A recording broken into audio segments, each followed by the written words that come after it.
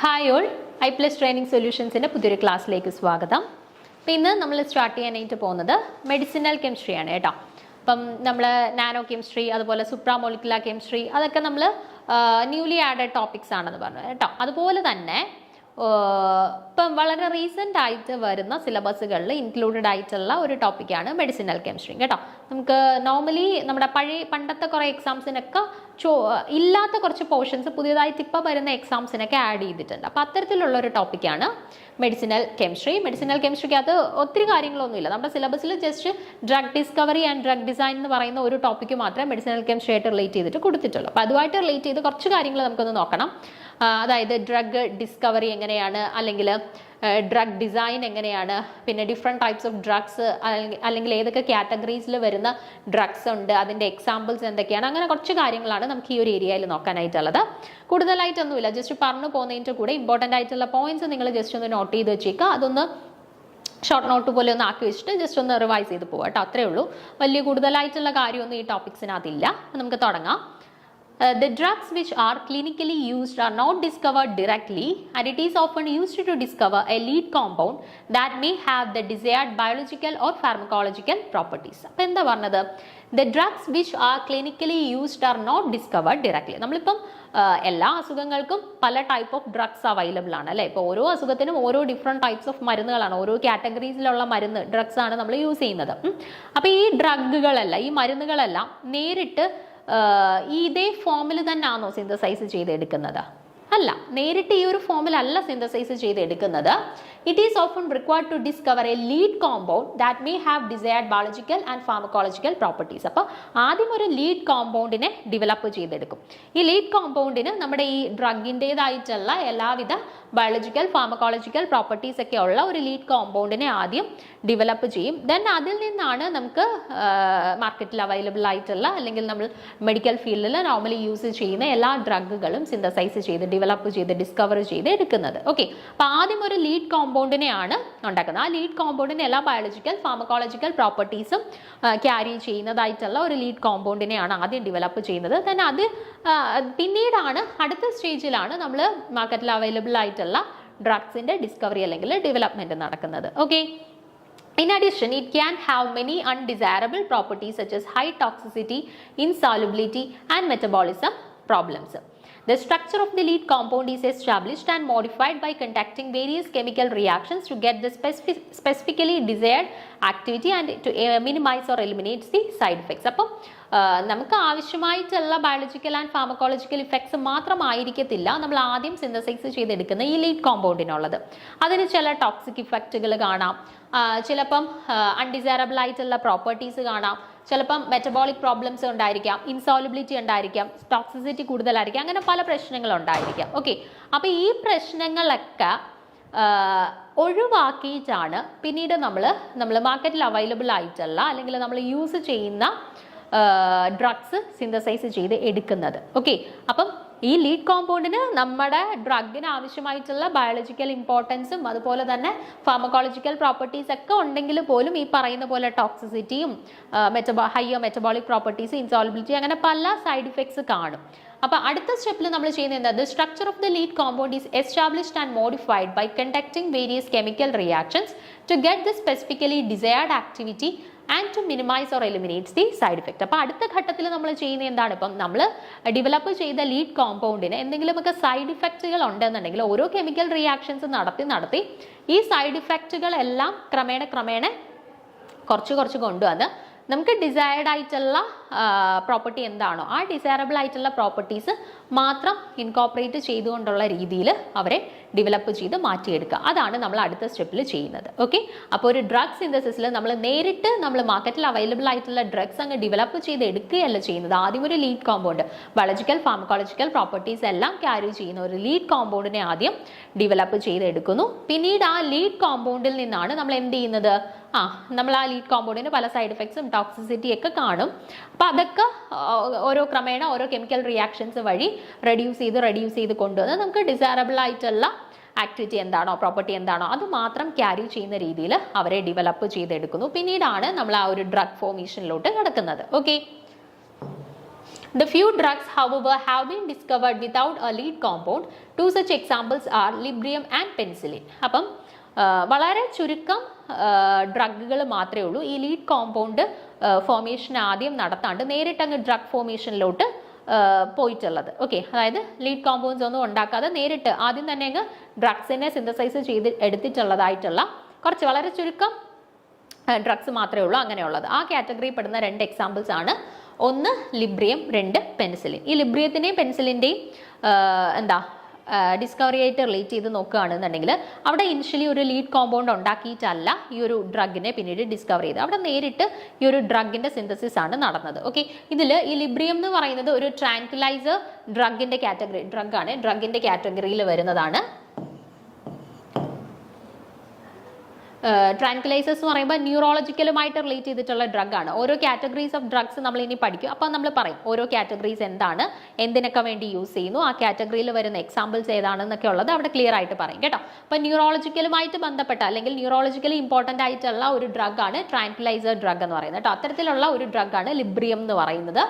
Then penicillin is the first antibiotic discovered by Alexander Fleming. Penicillin എന്ന് പറയുന്ന antibiotics ആണ്, first antibiotics ആണ് discovered by Alexander Fleming. ഈ പെനിസിലിനും ലിബ്രിയവുമാണ് ഒരു ലീഡ് കോമ്പൗണ്ട് ഇല്ലാണ്ട് നേരിട്ട് ഡിസ്കവർ ചെയ്തെടുത്തിട്ടുള്ള 2 ഇമ്പോർട്ടൻ്റ് ആയിട്ടുള്ള ഡ്രഗ്സ് എന്ന് പറയുന്നത്. ഓക്കെ, ഇനി നമുക്ക് നോക്കാം എങ്ങനെയാണ് discovery of A lead compound, ഒരു ലീഡ് കോമ്പൗണ്ടിന്റെ ഡിസ്കവറി എങ്ങനെയാണെന്നുള്ളത് നോക്കാം.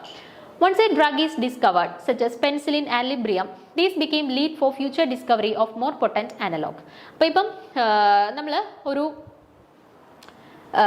മെഡിസിൻ കണ്ടുപിടിച്ചു. ഇപ്പോൾ ഇവിടെ എടുക്കുകയാണെന്നുണ്ടെങ്കിൽ ലിബ്രിയം പെൻസിലിൻ ഈ 2 ഡ്രഗ്സ് നമ്മൾ ഡിസ്കവർ ചെയ്തു. ഇതിപ്പം ലീഡ് കോമ്പൗണ്ട് ഒന്നും ഇല്ലാതെ ഡയറക്റ്റ് ആയിട്ട് നമ്മൾ ഡെവലപ്പ് ചെയ്തെടുത്ത ഡ്രഗ്സ് ആണ്. ഈ ഡ്രഗുകൾ പിന്നീട് പുതിയ ഡ്രഗ്സിന്റെ കണ്ടുപിടുത്തത്തിലേക്കുള്ള ഒരു ലീഡ് കോമ്പൗണ്ട് ആയിട്ട് നമുക്ക് എടുക്കാം. അതായത് ഇപ്പോൾ പെൻസിലിനും ലിബ്രിയും ഒക്കെ എടുക്കുകയാണെന്നുണ്ടെങ്കിൽ അതിന് കുറച്ച് സൈഡ് ഇഫക്ട്സ് കാണാം, അല്ലെങ്കിൽ നമ്മൾ ഉദ്ദേശിക്കുന്ന ഡിസൈറബിൾ പ്രോപ്പർട്ടീസ് നല്ല രീതിയിൽ ഫോളോ ചെയ്യണം എന്നില്ല. അപ്പം നമ്മൾ അവിടെ വെച്ചിട്ട് അതിൻ്റെ പ്രിപ്പറേഷൻ അങ്ങ് സ്റ്റോപ്പ് ചെയ്യല്ല, അതിൻ്റെ തന്നെ കുറച്ചുകൂടി ഡെവലപ്ഡ് ആയിട്ടുള്ള ഫോംസ് പിന്നീട് നമ്മൾ സിന്തസൈസ് ചെയ്ത് എടുത്തുകൊണ്ടേ ഇരിക്കുകയാണ്. ഓക്കെ, അപ്പം ഇതിൻ്റെ തന്നെ കുറച്ചും കൂടെ അപ്ഡേറ്റഡ് ആയിട്ടുള്ള വേർഷൻസ് നമ്മൾ ഡെവലപ്പ് ചെയ്യുന്ന സമയത്ത് ഈ പറയുന്ന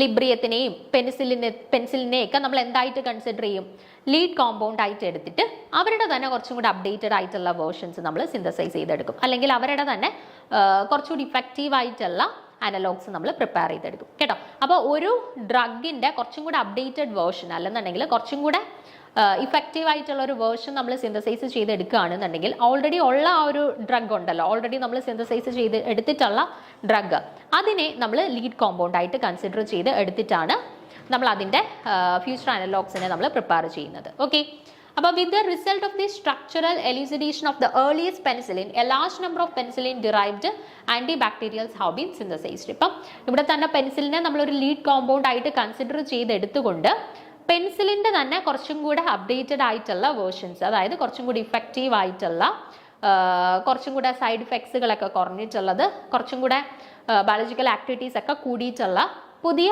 അനലോഗ്സ്, പുതിയ അപ്ഡേറ്റഡ് ആയിട്ടുള്ള വേർഷൻസ് നമ്മൾ സിന്തസൈസ് ചെയ്ത് എടുത്തിട്ടുണ്ട്. ഓക്കെ, അപ്പം അങ്ങനെ അപ്ഡേറ്റഡ് ആയിട്ടുള്ള അനലോഗ്സ് പ്രിപ്പയർ ചെയ്യുന്ന സമയത്ത് ഓൾറെഡി സിന്തസൈസ് ചെയ്ത് എടുത്തിട്ടുള്ള ഡ്രഗ്സിനെയാണ് നമ്മൾ ലീഡ് കോമ്പൗണ്ട് ആയിട്ട് കൺസിഡർ ചെയ്യുന്നത് കേട്ടോ. Valium structural analogue of Librium is almost 10 times potent than the lead. അപ്പോൾ ഇവിടെ ഞാൻ പറഞ്ഞു, ഇപ്പോൾ ലിബ്രിയം നമ്മൾ ഓൾറെഡി കണ്ടുപിടിച്ച് എടുത്തിട്ടുണ്ടെങ്കിൽ ഈ ലിബ്രിയത്തിൽ നിന്ന് നമുക്ക് പുതിയ കുറച്ചും കൂടെ പൊട്ടൻ്റ് ആയിട്ടുള്ള അല്ലെങ്കിൽ കുറച്ചും കൂടെ ആക്റ്റീവ് ആയിട്ടുള്ള പുതിയ അനലോഗ്സിനെ നമുക്ക് സിന്തസൈസ് ചെയ്ത് എടുക്കാമെന്ന് ഞാൻ പറഞ്ഞു അല്ലേ. അപ്പോൾ അതിനൊരു എക്സാമ്പിളാണ് ഈ വാലിയം എന്ന് പറയുന്നത് കേട്ടോ. ഇവിടെ ലിബ്രിയത്തിനെ ഈ ലിബ്രിയത്തിനെ നമ്മൾ ലീഡ് കോമ്പൗണ്ട് ആയിട്ട് കൺസിഡർ ചെയ്ത് എടുത്തിട്ട് നമ്മൾ ഡെവലപ്പ് ചെയ്തെടുത്ത ആ ലിബ്രിയത്തിനെക്കാട്ടിൽ ഏകദേശം 10 times പൊട്ടൻ്റ് ആയിട്ടുള്ള ഒരു ഡ്രഗാണ് വാലിയം എന്ന് പറയുന്നത്. ആ വാലിയത്തിനെ സിന്തസൈസ് ചെയ്തെടുക്കാൻ വേണ്ടിയിട്ട് ഈ ലിബ്രിയത്തിനെയാണ് നമ്മൾ ലീഡ് കോമ്പൗണ്ട് ആയിട്ട് കൺസിഡർ ചെയ്തത്. ഓക്കെ, അതുപോലെ ഇപ്പോൾ ഓൾറെഡി ഇനി നമുക്ക് എന്ത് ചെയ്യാം, ഈ വാലിയത്തിനെ ഒരു ലീഡ് കോമ്പൗണ്ട് ആയിട്ട് കൺസിഡർ ചെയ്തിട്ട് അതിനെക്കാട്ടിൽ കുറച്ചും കൂടി ഇഫക്റ്റീവ് ആയിട്ടുള്ള പുതിയൊരു ഡ്രഗിനെ നമുക്ക് ഡെവലപ്പ് ചെയ്തെടുക്കാം കേട്ടോ. അങ്ങനെ ഓൾറെഡി ഇപ്പോൾ ഓരോ കണ്ടുപിടിക്കുന്ന ഡ്രഗിനെ തന്നെ നമുക്ക് കുറച്ചും കൂടെ ഇഫക്റ്റീവ് ആയിട്ടുള്ള ഡ്രഗ്സിനെ ഡെവലപ്പ് ചെയ്യാൻ വേണ്ടി അതിനെ തന്നെ നമുക്ക് ലീഡ് കോമ്പൗണ്ട് ആയിട്ട് കൺസിഡർ ചെയ്യാം. ഓക്കെ, അപ്പോൾ ഓർത്ത് വെച്ചേക്കുക, വാലിയം എന്ന് പറയുന്നത് ഡ്രഗിന്റെ ലീഡ് കോമ്പൗണ്ട് ആയിട്ട് നമ്മൾ കൺസിഡർ ചെയ്തിട്ടുള്ളത് അല്ലെങ്കിൽ ലീഡ് കോമ്പൗണ്ട് ആയിട്ട് നമ്മൾ എടുത്തിട്ടുണ്ടായിരുന്നത് ലിബ്രിയോ ആണ് കേട്ടോ. ഓക്കെ, അതൊന്ന് ഓർത്ത് വെച്ചേക്കുക.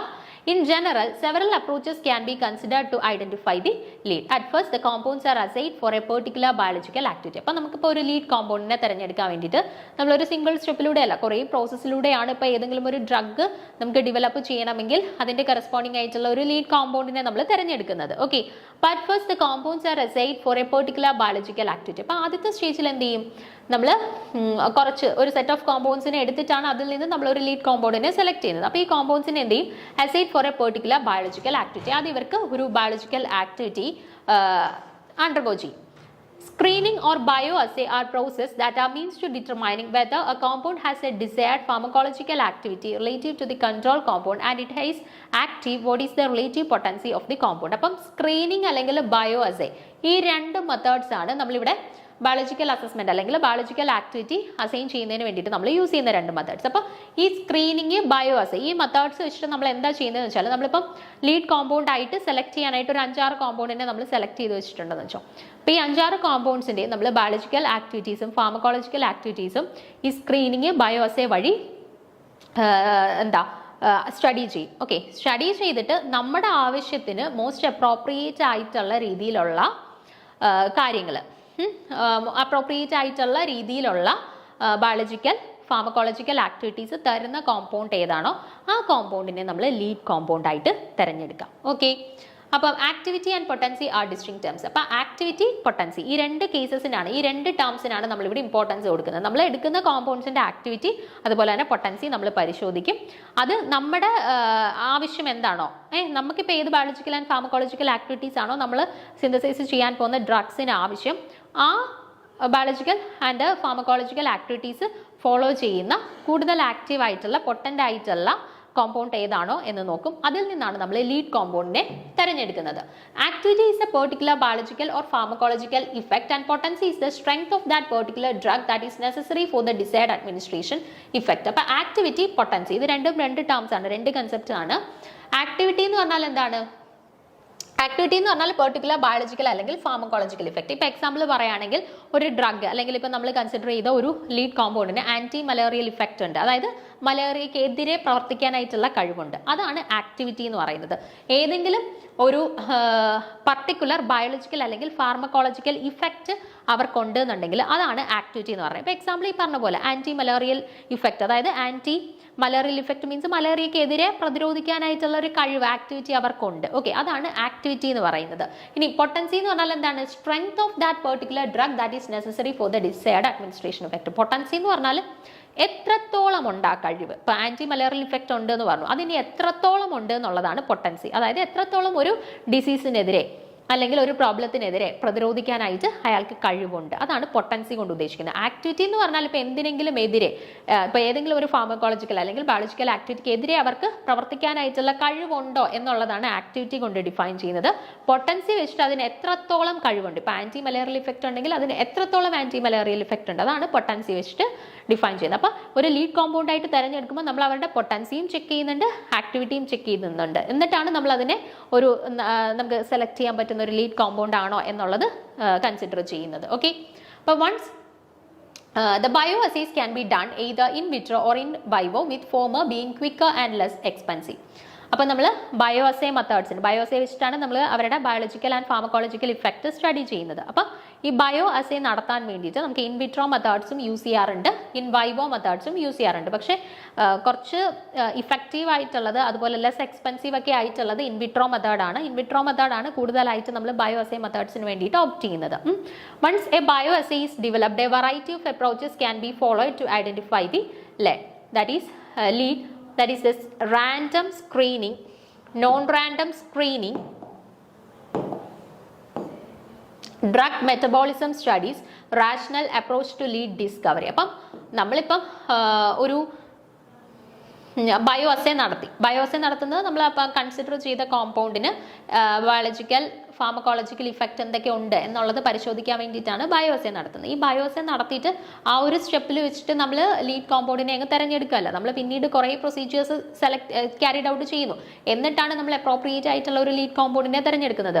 Random screening, non random screening, drug metabolism studies, ഇതെല്ലാം ക്യാരിഡ് ഔട്ട് ചെയ്ത് അവസാനമാണ് നമ്മൾ അപ്രോപ്രിയേറ്റ് ആയിട്ടുള്ള ഒരു ലീഡ് കോമ്പൗണ്ടിനെ തിരഞ്ഞെടുക്കുക. അപ്പോൾ ഒരു സിമ്പിൾ ആയിട്ടുള്ള ഒരു ജോലിയല്ല. നമുക്ക് ഏതെങ്കിലും ഒരു കോമ്പൗണ്ടിനെ എടുത്തിട്ട് ലീഡ് കോമ്പൗണ്ട് ആയിട്ട് എടുത്ത് വെച്ചിട്ടല്ല നമ്മൾ സ്റ്റഡി ചെയ്യുന്നത്. നമുക്കിപ്പം ഏത് ഇഫക്റ്റ് ആണോ നമ്മൾ സിന്തസൈസ് ചെയ്യുന്ന ഡ്രഗിന് ഏത് ഇഫക്റ്റ് ആണോ വേണ്ടുന്നത്, അപ്പോൾ ആ ബയോളജിക്കൽ ആൻഡ് ഫാർമക്കോളജിക്കൽ ഇഫക്റ്റ് ഒക്കെ ക്യാരി ചെയ്യുന്ന ഒരു ലീഡ് കോമ്പൗണ്ടിനെ വേണം നമ്മൾ എടുക്കാൻ. എന്നിട്ട് വേണം അതിൽ നിന്ന് നമ്മൾ ആവശ്യമായിട്ടുള്ള ഡ്രഗിനെ ഡെവലപ്പ് ചെയ്തെടുക്കാനായിട്ട്. ഇതിൽ നിന്നുള്ള ഈ ലീഡ് കോമ്പൗണ്ടിൽ നിന്നുള്ള പരമാവധി സൈഡ് ഇഫക്ട്സുകൾ എന്തൊക്കെയാണോ അതെല്ലാം അവോയ്ഡ് ചെയ്തിട്ടാണ് നമ്മൾ ഫൈനലി നമുക്ക് ആവശ്യമായിട്ടുള്ള, അല്ലെങ്കിൽ നമ്മൾ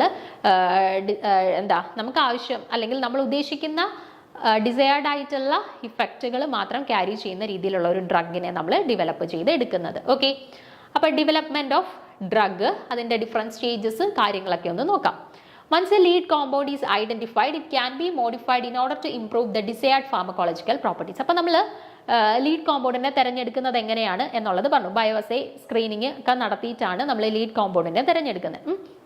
അപ്പം വൺസ് നമ്മളൊരു ലീഡ് കോമ്പൗണ്ടിനെ തിരഞ്ഞെടുത്ത് കഴിഞ്ഞാൽ പിന്നീടുള്ള നമ്മുടെ ഡ്യൂട്ടി എന്ന് പറഞ്ഞാൽ അതിനകത്ത് എന്തെങ്കിലും സൈഡ് ഇഫക്ട്സുകളൊക്കെ ഉണ്ടെന്നുണ്ടെങ്കിൽ ആ സൈഡ് ഇഫക്ട്സിനെയൊക്കെ മാറ്റി നിർത്തി അവരുടെ ഫാർമക്കോളജിക്കൽ ആക്ടിവിറ്റീനെ ഇംപ്രൂവ് ചെയ്യിക്കുക. അതാണ് നമ്മുടെ രണ്ടാമത്തെ കടമ്പ എന്ന് പറയുന്നത്. ഓക്കെ, അതിന് വേണ്ടിയിട്ട് നമ്മൾ ഈ ഒരു ഫാർമക്കോളജിക്കൽ ആക്ടിവിറ്റി ഇംപ്രൂവ് ചെയ്യിക്കാൻ വേണ്ടിയിട്ട് നമ്മൾ പല മെത്തേഡ്സ് ഓപ്റ്റ് ചെയ്യാറുണ്ട്, പല വഴികൾ നമ്മൾ സ്വീകരിക്കാറുണ്ട്. അതെന്തൊക്കെയാണെന്നുള്ളത് നോക്കാം. ഒന്നാമത്തത് ഫാർമക്കോർ ഐഡന്റിഫിക്കേഷൻ. അതെന്താണെന്ന് നോക്കിക്കേ.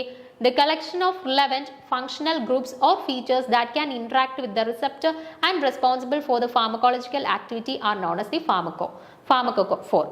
അപ്പോൾ എന്താണ് ഫാർമക്കോഫോർ എന്ന് പറഞ്ഞാൽ? ഫസ്റ്റ് സ്റ്റെപ്പ് എന്ന് പറഞ്ഞാൽ ഫാർമക്കോഫോർ ഐഡന്റിഫിക്കേഷൻ എന്നാണ് പറഞ്ഞത്. അതെന്താണ്?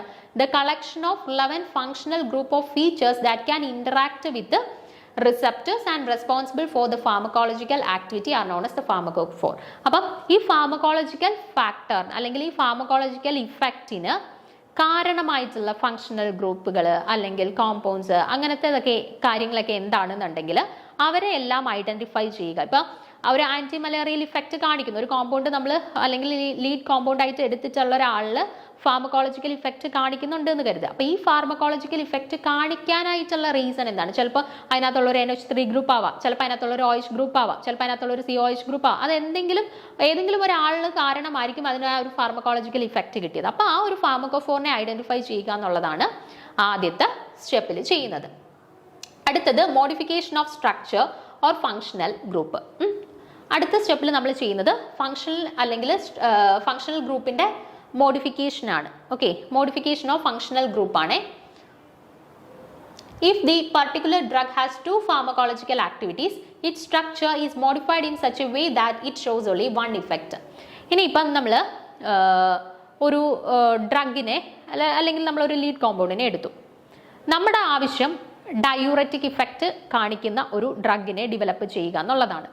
പക്ഷേ നമ്മളിപ്പോൾ സെലക്ട് എടുത്തിട്ടുള്ള ലീഡ് കോമ്പൗണ്ടിനെ നമ്മൾ ബയോസെയൊക്കെ നടത്തിയപ്പോഴത്തേന് നമുക്ക് മനസ്സിലായി അവർക്ക് ഡയൂററ്റിക് ഇഫക്റ്റും ഉണ്ട് ആൻറ്റിസെപ്റ്റിക് ഇഫക്റ്റും ഉണ്ട്. ഓക്കെ, പക്ഷെ നമുക്ക് ആൻറ്റിസെപ്റ്റിക് ഇഫക്റ്റ് ഇവിടെ ആവശ്യമില്ല, നമുക്കിവിടെ ഡയൂററ്റിക് ഇഫക്റ്റ് മാത്രം മതി. ഓക്കെ, അങ്ങനാണെന്നുണ്ടെങ്കിൽ അവിടെ നമ്മൾ എന്ത് ചെയ്യും?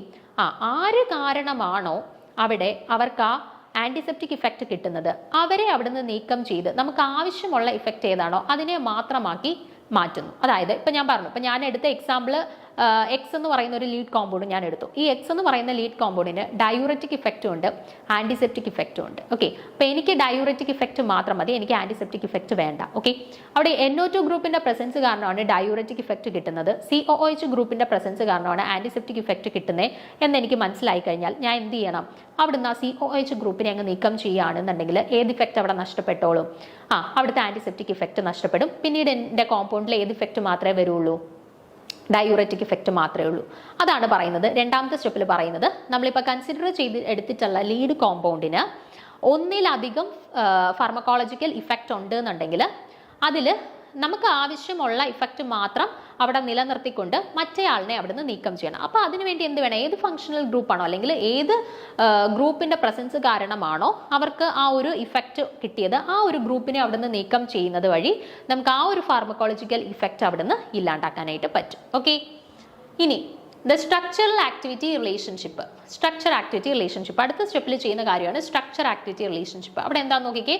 The aim of the structure activity relationship is to discover which part of the molecule are important for the biological activity and which are not. Generally, the compounds with slight variations from the original molecules are prepared and then studied the effect on the target molecule. ഇനി അടുത്തത് structure activity relationship ആണ്. അപ്പോൾ ആദ്യത്തെ സ്റ്റേജിൽ എന്ത് ചെയ്തു, നമ്മൾ ആദ്യം ലീഡ് കോമ്പൗണ്ടിന് ബയോസൈസും റാൻഡം സ്ക്രീനിങ് ഒക്കെ നടത്തിയിട്ട് നമുക്ക് ആവശ്യമായിട്ടുള്ള ഒരു ലീഡ് കോമ്പൗണ്ടിനെ നമ്മൾ തിരഞ്ഞെടുത്തു. അതിന് ശേഷം രണ്ടാമത്തെ നമ്മുടെ ഡ്യൂട്ടി എന്ന് പറഞ്ഞാൽ ഈ ലീഡ് കോമ്പൗണ്ടിന്റെ ഫാർമക്കോളജിക്കൽ ഇഫക്റ്റിനെ ഇംപ്രൂവ് ചെയ്തെടുക്കുക. നമുക്ക് ഡിസൈർഡ് ആയിട്ടുള്ള ഫാർമക്കോളജിക്കൽ ഇഫക്റ്റ് ഇംപ്രൂവ് ചെയ്തെടുക്കുക. അതിന് വേണ്ടിയിട്ട് നമ്മൾ പല കാര്യങ്ങൾ ചെയ്യുമെന്ന് പറഞ്ഞു. അതിൽ ഒന്നാമത്തെ കാര്യമാണ് ഫാർമക്കോഫോർ ഐഡന്റിഫിക്കേഷൻ. അതായത് ഈ ഒരു ഫാർമക്കോളജിക്കൽ ഇഫക്റ്റ് അവിടെ പ്രൊവൈഡ് ചെയ്യുന്നത് ആരാണോ ആ ഫാർമക്കോഫോറിനെ ഐഡന്റിഫൈ ചെയ്യുക എന്ന് പറയുന്നതാണ് ഫസ്റ്റ് സ്റ്റേജ്. രണ്ടാമത്തെ സ്റ്റേജിൽ ഇപ്പോൾ ഒന്നിലധികം ഫാർമക്കോളജിക്കൽ ഇഫക്റ്റ് അവിടെ പ്രസന്റ് ആയിട്ടുണ്ട്. അതിൽ ഒരെണ്ണം മാത്രം മതിയായിരിക്കും നമുക്ക്, മറ്റേ എഫക്റ്റ് നമുക്ക് ആവശ്യമില്ലായിരിക്കും. അപ്പോൾ അവരെ എങ്ങനെ നീക്കം ചെയ്യാം എന്നുള്ളതാണ് രണ്ടാമത്തെ സ്റ്റെപ്പിൽ പറഞ്ഞത്. മൂന്നാമത്തെ സ്റ്റെപ്പിൽ നമ്മൾ ചെയ്യാൻ പോകുന്നത് സ്ട്രക്ചർ ആക്ടിവിറ്റി റിലേഷൻഷിപ്പ് ആണ്. അതായത് ഇപ്പം നമ്മുടെ കയ്യിലുള്ള ലീഡ് കോമ്പൗണ്ടിന് ഡയൂററ്റിക് ഇഫക്റ്റ് ആണ് ഉള്ളത്, അല്ലെങ്കിൽ ഒരു ഡയൂററ്റിക് ഇഫക്റ്റ് ആണ് ഉള്ളത്. അപ്പോൾ ഏത് ഫങ്ഷണൽ ഗ്രൂപ്പ് അല്ലെങ്കിൽ ഏത് ബയോളജിക്കലി ഇമ്പോർട്ടൻറ്റ് കോമ്പൗണ്ടിന്റെ പ്രസൻസ് കാരണമാണ് അവർക്ക് ഈ ഒരു ഡയൂററ്റിക് ഇഫക്റ്റ് അവിടെ കിട്ടുന്നത് എന്ന് മനസ്സിലാക്കുക എന്നുള്ളതാണ് അടുത്ത സ്റ്റെപ്പ്. അതിനുവേണ്ടി എന്ത് ചെയ്യണം, നമ്മുടെ കയ്യിലുള്ള ലീഡ് കോമ്പൗണ്ടിൽ തന്നെ ചെറിയ ചെറിയ മാറ്റങ്ങൾ വരുത്തിയിട്ട് പുതിയ പുതിയ കോമ്പൗണ്ടുകളെ ജനറേറ്റ് ചെയ്ത് നോക്കുന്നു. എന്നിട്ടിപ്പം ഞാനിപ്പോൾ ഒരു COH ഗ്രൂപ്പ് അവിടുന്ന് മാറ്റിയിട്ട് ഒരു കോമ്പൗണ്ടിനെ എടുത്തപ്പോഴത്തേന് ആ കോമ്പൗണ്ടിന് ഞാൻ ഉദ്ദേശിച്ച പ്രോപ്പർട്ടീസ് കാണിക്കുന്നില്ല. അപ്പോൾ എനിക്ക് മനസ്സിലായി COH ഗ്രൂപ്പ് ഉണ്ടെങ്കിൽ മാത്രമേ അവിടെ ആ ഒരു ഡയൂററ്റിക് ഇഫക്റ്റ് കിട്ടുന്നുള്ളൂ. അപ്പോൾ അതാണ് ഈ സ്ട്രക്ചർ ആക്ടിവിറ്റി റിലേഷൻഷിപ്പ്. നമ്മൾ ഓരോരുത്തരെ ജസ്റ്റ് ഒന്ന് മാറ്റി മാറ്റി അതിൽ നിന്നുള്ള പുതിയ പുതിയ കോമ്പൗണ്ടിനെ ഒന്ന് ഡെവലപ്പ് ചെയ്ത് നോക്കുന്നു.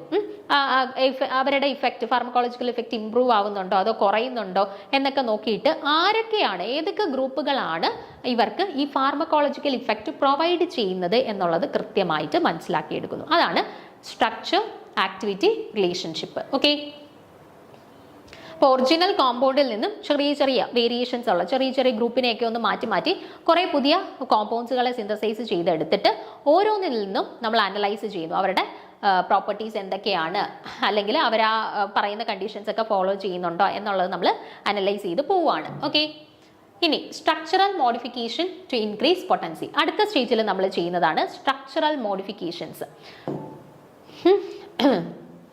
Structural modifications to increase potency. അവരുടെ പൊട്ടൻസി, അതായത് അവരുടെ ആക്ടിവിറ്റി ഒന്ന് ഇംപ്രൂവ് ചെയ്യിക്കാൻ വേണ്ടിയിട്ട്, അവരുടെ പൊട്ടൻസി ഒന്ന് ഇംപ്രൂവ് ചെയ്യിക്കാൻ വേണ്ടിയിട്ട് നമ്മൾ ഇനി കുറച്ച് സ്ട്രക്ചറൽ മോഡിഫിക്കേഷൻസ് നടത്തും. അതാണ് നാലാമത്തെ സ്റ്റേജിൽ ചെയ്യുന്നത്. അതിനകത്ത് ഇൻക്ലൂഡഡ് ആയിട്ടുള്ള കാര്യങ്ങൾ എന്തൊക്കെയാണെന്ന് നോക്കാം. ഒന്നാമത്തേത് ഹോമോലോഗേഷൻ. അതിനകത്ത് എന്താ നടക്കുന്നത് നോക്കിക്കേ. A group of compounds differ by a constant unit, mostly a CH2 group is called homologous series. For many compounds, lengthening of the saturated carbon chain from 1 methyl to 5 or to 9 atoms produce increase in potency.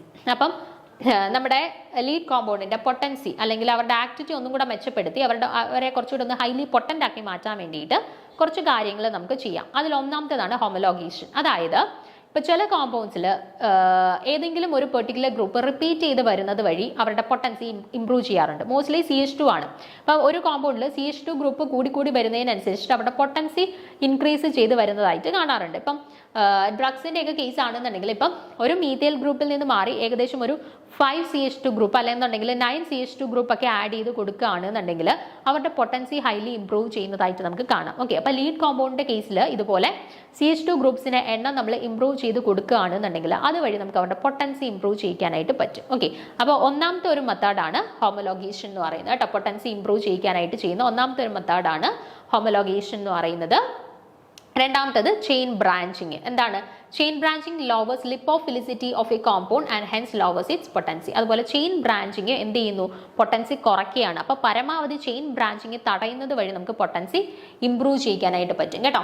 Chain branching ചെയ്യുകയാണെന്നുണ്ടെങ്കിൽ അതുവഴി lipophilicity lower ചെയ്യുകയും അതുവഴി കോമ്പൗണ്ടിന്റെ potency കുറയുകയാണ് ചെയ്യുന്നത്. അപ്പോൾ potency improve ചെയ്യണം എന്നുണ്ടെങ്കിൽ branching പരമാവധി കുറയ്ക്കണം. അതാണ് രണ്ടാമത് ചെയ്യുന്ന കാര്യം. അടുത്തത് ring chain transformations. Here the alkyl chains are transformed into cyclic analogs which increase the potency.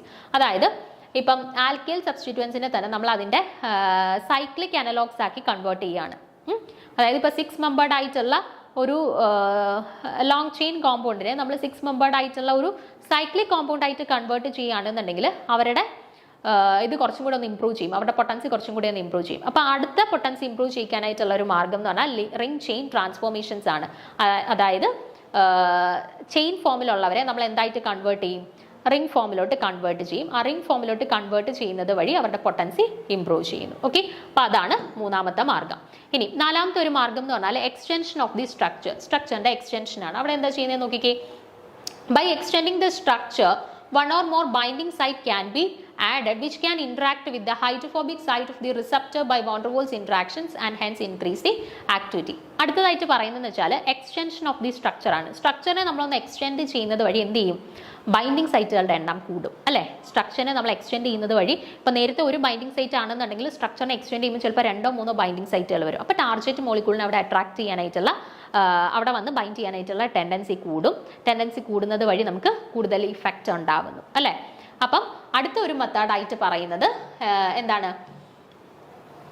Structural potency increase ചെയ്യാനായിട്ടുള്ള അടുത്തൊരു മെത്തേഡ് എന്ന് പറഞ്ഞാൽ എക്സ്റ്റൻഷൻ ഓഫ് ദി സ്ട്രക്ചർ ആണ്. സ്ട്രക്ചർ നമ്മൾ എക്സ്റ്റെൻഡ് ചെയ്യുന്നത് വഴി ബൈൻഡിങ് സൈറ്റുകൾ കൂടുന്നു. ബൈൻഡിങ് സൈറ്റുകൾ കൂടുന്നത് വഴി കൂടുതൽ ടാർഗറ്റ് മോളിക്യൂൾസിന് വന്ന് ബൈൻഡ് ചെയ്യാനായിട്ട് അതുവഴി പൊട്ടൻസി ഇംപ്രൂവ് ചെയ്യാനായിട്ടുള്ള ഒരു ടെൻഡൻസി കൂടുന്നു. ഓക്കെ, അടുത്തത് isosters or bioisosters. The atoms, groups, radicals and molecules which have similar physicochemical properties are called isosters and phenomenon is called isosterism. By appropriate isosteric modification, the activity of the lead compounds can be improved in terms of efficacy, toxicity and stability. Okay, അപ്പോൾ atoms, groups or radicals and molecules which have similar physicochemical properties are called isosters. ഇപ്പം നമ്മൾ കുറച്ച് atoms അല്ലെന്നുണ്ടെങ്കിൽ ions അല്ലെന്നുണ്ടെങ്കിൽ ഗ്രൂപ്പ്സോ അല്ലെന്നുണ്ടെങ്കിൽ molecules എന്തോ ആയിക്കോട്ടെ same കാറ്റഗറിയിലുള്ള ആളുകളെ നമ്മൾ കൺസിഡർ ചെയ്യുമ്പം അവർക്ക് എല്ലാവർക്കും ഒരേപോലത്തെ ഫിസിക്കോ കെമിക്കൽ പ്രോപ്പർട്ടീസ് ആണ് അവർ ഫോളോ ചെയ്യുന്നുണ്ടെങ്കിൽ അങ്ങനെയുള്ള കാറ്റഗറീസിനെയാണ് നമ്മൾ ഐസോസ്റ്റേഴ്സ് എന്ന് പറയുന്ന ഒരു ഫിനോമിനനെയാണ് ഐസോസ്റ്റേറിസം എന്ന് പറയുന്നത്. ഓക്കെ, അപ്പോൾ ഈ ഐസോസ്റ്ററിക് മോഡിഫിക്കേഷൻ കൃത്യമായിട്ട് നടത്തുകയാണെന്നുണ്ടെങ്കിൽ നമുക്ക് ലിഡ് കോമ്പൗണ്ട്സിൻ്റെ ആക്ടിവിറ്റിയും അതുപോലെ തന്നെ പൊട്ടൻസിയും നമുക്ക് ഇംപ്രൂവ് ചെയ്ത് കൊണ്ടുവരാനായിട്ട് പറ്റും. അതുപോലെ തന്നെ അവരുടെ ടോക്സിസിറ്റി, ഇൻഎഫിഷ്യൻസി അതൊക്കെ നമുക്ക് പരമാവധി കുറയ്ക്കാനും പറ്റും. ഓക്കെ, അപ്പം നമ്മുടെ structural modification to increase potency improve ചെയ്യാനായിട്ട് നമുക്ക് ചെയ്യാൻ പറ്റുന്ന സ്ട്രക്ചറൽ മോഡിഫിക്കേഷൻസ് ആണ് ഈ പറഞ്ഞ 5 എണ്ണം. ഹോമലോഗേഷനകത്ത് CH2 ഗ്രൂപ്പിൻ്റെ എണ്ണം കൂട്ടുന്നത് വഴി നമുക്ക് എന്ത് ചെയ്യാനായിട്ട് പറ്റും? അവരുടെ പൊട്ടൻസി ഇംപ്രൂവ് ചെയ്യാൻ പറ്റും എന്ന് പറഞ്ഞു. രണ്ടാമത്തെ ചെയിൻ ബ്രാഞ്ചിങ് കൂടുന്നതിനനുസരിച്ചിട്ട് പൊട്ടൻസി കുറയുകയാണ്. സോ പരമാവധി ചെയിൻ ബ്രാഞ്ചിങ് കുറയ്ക്കുകയാണെന്നുണ്ടെങ്കിൽ നമുക്ക് പൊട്ടൻസി ഇംപ്രൂവ് ചെയ്യാനായിട്ട് പറ്റും. ദെൻ റിംഗ് ചെയിൻ ട്രാൻസ്ഫോർമേഷൻ, അതായത് ചെയിൻ ഫോമിലുള്ളവരെ നമ്മൾ പരമാവധി റിംഗ് അല്ലെങ്കിൽ സൈക്ലിക് സ്ട്രക്ചറിലോട്ട് കൺവേർട്ട് ചെയ്യുകയാണെന്നുണ്ടെങ്കിൽ അവരുടെ പൊട്ടൻസി ഇംപ്രൂവ് ചെയ്യുന്നതായിട്ട് കാണാൻ പറ്റും. അടുത്തത് എക്സ്റ്റൻഷൻ ഓഫ് സ്ട്രക്ചറാണ്. സ്ട്രക്ചറെ നമ്മൾ എക്സ്റ്റെൻഡ് ചെയ്യുകയാണെന്നുണ്ടെങ്കിൽ അവരുടെ ബൈൻഡിങ് സൈറ്റ് കൂടും. അപ്പോൾ കൂടുതൽ ടാർഗറ്റ് മോളിക്യൂൾസിന് വന്ന് ബൈൻഡിങ് സൈറ്റിൽ അറ്റാക്ക് ചെയ്യാനായിട്ടുള്ള പോസിബിലിറ്റി ഉണ്ട്. അതുവഴി നമുക്ക് അവരുടെ ഫാർമക്കോളജിക്കൽ ആക്ടിവിറ്റി ഇംപ്രൂവ് ചെയ്യാനായിട്ട് പറ്റും, അല്ലെങ്കിൽ പൊട്ടൻസി ഇംപ്രൂവ് ചെയ്യാനായിട്ട് പറ്റും. അടുത്തത് ഐസോസ്റ്റേഴ്സ് ഓർ ബയോ ഐസോസ്റ്റേഴ്സ്. ഓക്കെ, ഐസോസ്റ്റേഴ്സ് അല്ലെങ്കിൽ ബയോ ഐസോസ്റ്റേഴ്സിനെ ഇൻകോപ്പറേറ്റ് ചെയ്യുന്നത് വഴിയും നമുക്ക് എന്ത് ചെയ്യാനായിട്ട് പറ്റും? നമ്മുടെ ഡ്രഗിൻ്റെ അല്ലെങ്കിൽ ലീഡ് കോമ്പൗണ്ടിൻ്റെ പൊട്ടൻസി ഇംപ്രൂവ് ചെയ്ത് കൊണ്ടുവരാനായിട്ട് പറ്റും. ഓക്കെ, അപ്പോൾ ഇതാണ് 5 മെത്തേഡ്സ്. ഇനി നമുക്ക് അടുത്തത് പറയാനായിട്ടുള്ളത് ക്വാണ്ടിറ്റേറ്റീവ് സ്ട്രക്ചർ ആക്ടിവിറ്റി റിലേഷൻഷിപ്പിനെ കുറിച്ചിട്ടാണ്, അല്ലെങ്കിൽ QSAR, quantitative structure activity relationship. അതായത് ഇവിടെ നോക്കിക്കേ,